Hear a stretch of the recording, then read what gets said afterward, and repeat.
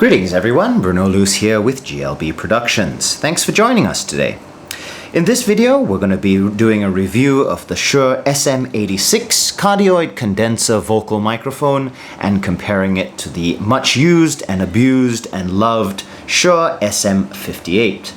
The SM58 is without a doubt still an industry standard for live vocal microphones, and Shure described the SM86 as the big brother to the 58. Now, the main difference between the two, apart from the way that they look, is the way in which they convert sound energy to electrical energy. The SM86 is a condenser microphone, also known as a capacitor microphone, and the SM58 is a dynamic microphone. In this review, we'll be taking a look at the differences between the two, as well as seeing how the microphones feel in hand, and most importantly, how they sound. So let's begin. The Shure SM86, which is the microphone on the left, is 183 millimeters long, 49 millimeters in diameter at the head, and 24 millimeters at the tail. The SM58, which as you can see is a slightly shorter microphone, is 162 millimeters long, 51 millimeters in diameter at the head, and 23 millimeters at the tail. One of the interesting things about the microphones is the way the handle is shaped. Now, as you can see, the 86 has a substantially longer handle, and this part of the handle here is quite a bit thinner than the 58. The 58 tapers to 23 millimeters, whereas the 86 tapers to 24. So although the 86 is a little bit wider here, the way that the handle is shaped makes it feel like a somewhat slimmer microphone in hand. The 86 has a somewhat chunky feel in hand, and depending on the way in which you like your microphones to feel, you may prefer one or the other. In general, I would say that the 86 has a more refined feel to it, which, as you'll see later, also describes the sound. The weights of the microphone: the SM86 is 278 grams and the SM58 is 298 grams. So although the 86 is a larger microphone, it actually weighs less than the 58. In hand, the 86 is slightly more head-heavy, whereas the SM58, because of the shorter handle and the way the weight is distributed, the weight feels more centered in your hand rather than more towards the front of the microphone. If you prefer a slightly more head-heavy microphone, you'll probably prefer the 86. The frequency response of the microphones: the SM86 is 50 Hz to 18 kHz, and the SM58 is 50 Hz to 15 kHz. They are both cardioid microphones, and they both feature an XLR output connector. One of the interesting features of the two is that the SM86 has gold-plated pins, whereas the SM58 has silver-plated pins. I don't know why that was the case, but if that makes the SM86 sound better, you tell me. Both microphones are manufactured by Shure in Mexico, and they come with the same accessories. They come with the standard Shure zip pouch there, which has no padding, and I recommend, if you use this to transport the microphones, that you actually put some kind of bubble wrap or foam padding on the inside. And they also come with the standard Shure mic clip. This clip will fit either the 58 or the 86, or indeed the SM57. The clip that is included with the microphones also comes with a thread reducer, which will reduce the thread to fit European size microphones. Now let's move on to discuss the way in which these two microphones convert sound energy into electrical energy. As you know, a microphone is a transducer. It converts one form of energy into another, and the two microphones do this in different ways. The SM58, as we all know, is a dynamic microphone, And a dynamic microphone looks something like this in cross-section. By the way, the diagrams are taken from this excellent book, Basic Live Sound by Paul White. It's a small, handy guide which covers the basics extremely well, and I recommend it to you if you're interested in a good textbook. The cross-section of a dynamic microphone, you have a diaphragm, which in the case of the 58 is plastic or mylar. The diaphragm has a voice coil, which is just a coil of wire attached to it. You can see the diaphragm goes across the front of the capsule. And you have a magnet. Now, the voice coil is actually suspended in the gap of the magnet. As sound energy hits the front of the diaphragm, it moves backwards and forwards in accordance with the sound vibrations. As the diaphragm moves, the voice coil moves along with it. And as you know, the electromagnetic law of induction states that when you move a coil of wire within a magnetic field, you create electricity. This is the way in which generators work, and it is also the opposite to the way in which loudspeakers work. Loudspeakers, as you know, also have a diaphragm, a coil of wire, and a magnet, except that in the case of loudspeakers, they convert electrical energy from the power amplifiers into sound. So a dynamic microphone is actually a little bit like a loudspeaker in reverse. And if you've ever tried it, you can actually connect a dynamic microphone to an amplifier and have it produce sound. Now let's look at how a condenser microphone works. A condenser microphone also has a diaphragm, but as you can see, there is no voice coil and there is no magnet. Instead, condenser microphones have a back plate which is perforated to allow the flow of the air, and there is a polarizing voltage which is applied across this construction. This combines to form an electrical capacitor. As sound waves hit the front of the diaphragm moves backwards and forwards, and thus the distance between the diaphragm and the back plate varies. This variation in distance produces an electrical voltage, which is then amplified and output from the microphone. This voltage is incredibly tiny, which is why condenser microphones need an external power source in order to boost the voltage to an acceptable level, hence why they require phantom power to work. Now, this voltage that is applied across the capacitor is known as the polarizing voltage, and this is obtained in one of two ways. You can obtain the voltage from an external source, which is known as a true condenser or external bias condenser, or you can have what is known as an electret condenser. Now, the SM86 is one of these. In the case of an electret condenser microphone, there is actually a permanently charged electric film bonded either to the diaphragm or to the backplate. If it's bonded to the backplate, it's known as a back electret microphone. As a result, there is no external polarizing voltage. The microphone is always polarized. Some people claim that true condensers sound a little bit better. That used to be the case, but nowadays electret condensers sound very, very good indeed. Despite the fact that they are permanently polarized, electret condensers still need an external power source to power the amplifier that boosts the output signal from the capacitor cartridge. Now, what practical difference does this technological variation make to these two microphones? Dynamic microphones are relatively inexpensive and mechanically very robust and require no external power to operate. However, because the coil and diaphragm are relatively heavy, they require some time to get moving, and they also require some time to come to a stop.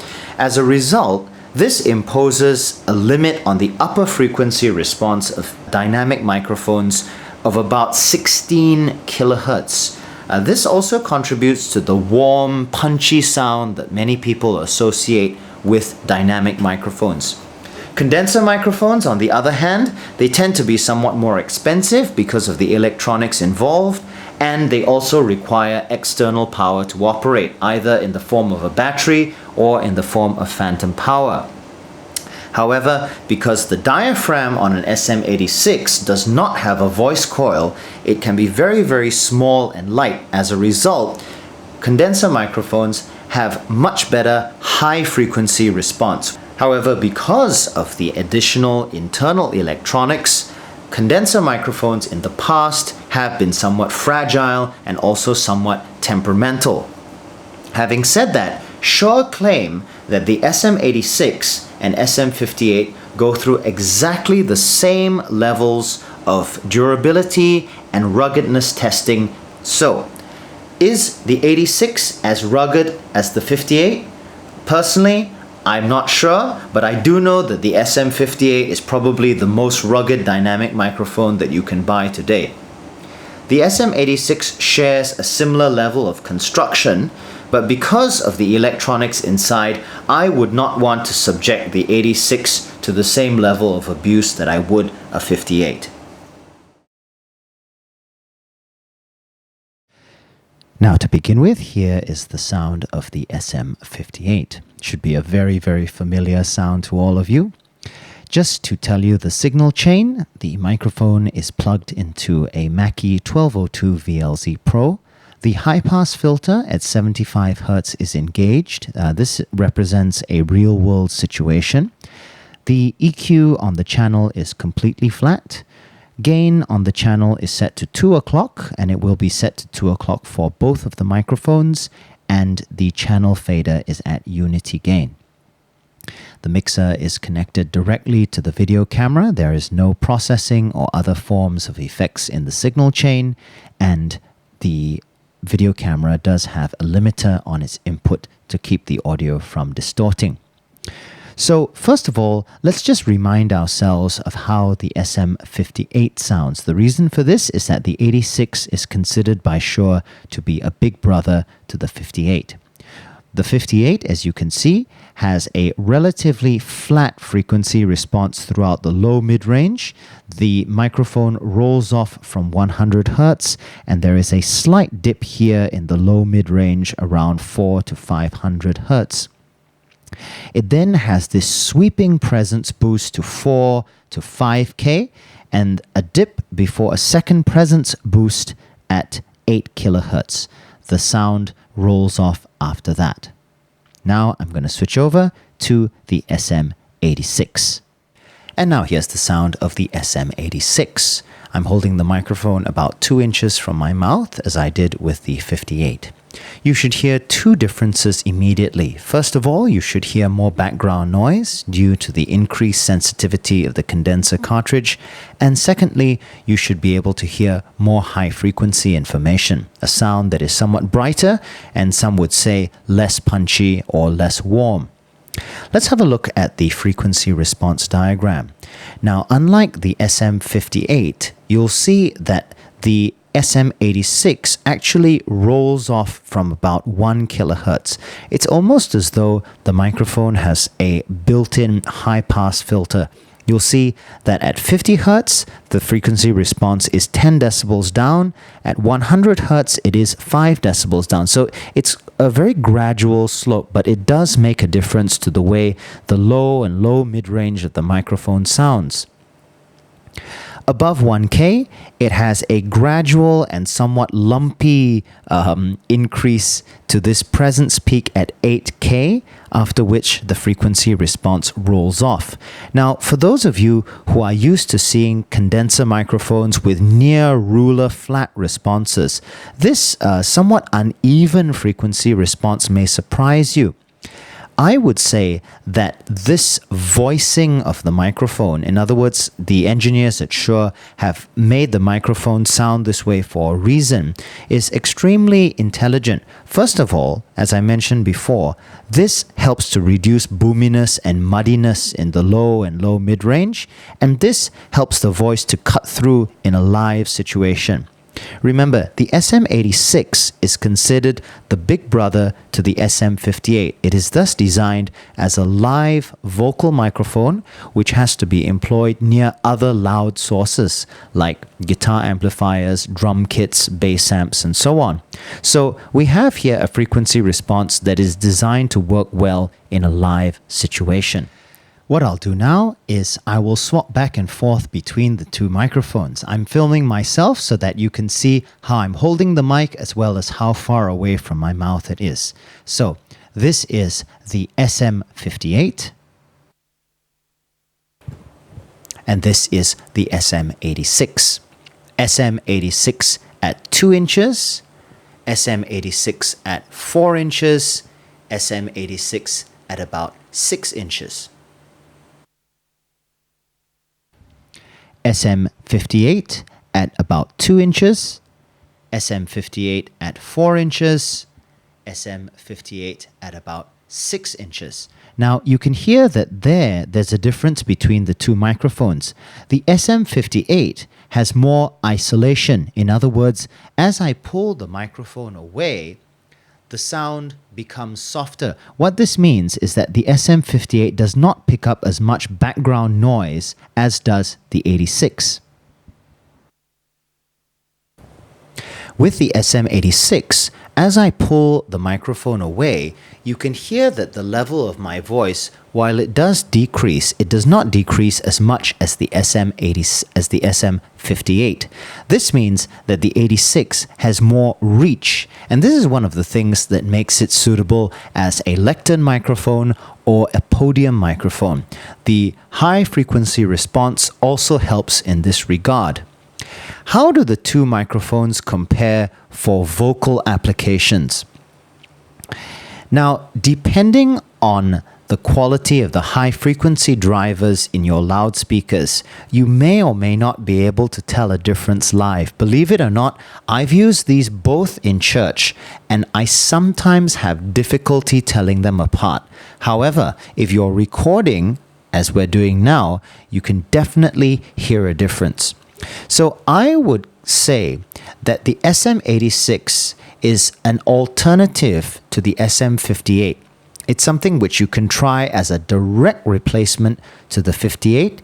The output levels of the two microphones are very similar. We have the gain on the mixer set identically for both channels. And as a result, you can swap the mics in and out. The only difference being that for the 86, you have to remember to switch on phantom power. The 86 is better for singers who prefer more refined sound. For example, singers who do jazz or singers who do pop and are used to the sound of a condenser microphone in the studio. In addition, the 86 is very valuable for singers who use in-ear monitors, as is increasingly the case today, because people who use in-ear monitors, they're often used to a higher degree of presence or background noise in their microphone. Now we're going to demonstrate the frequency response of these two microphones using a pair of shakers. Shakers are good because they produce quite a complex sound which is very rich in high frequencies as well as harmonics. I have here a plastic shaker which has a darker sound and an aluminium shaker which has a brighter sound, and we will go back and forth between the two microphones.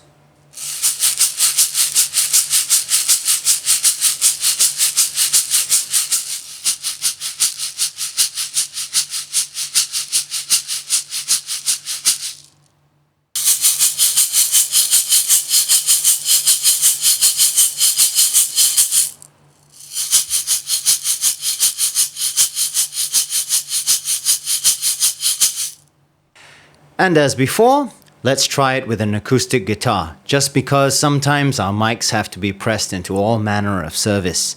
The guitar, which you have seen before, is a Takamine TSF-48C, NEX or scaled down jumbo size guitar, solid spruce top, rosewood back and sides.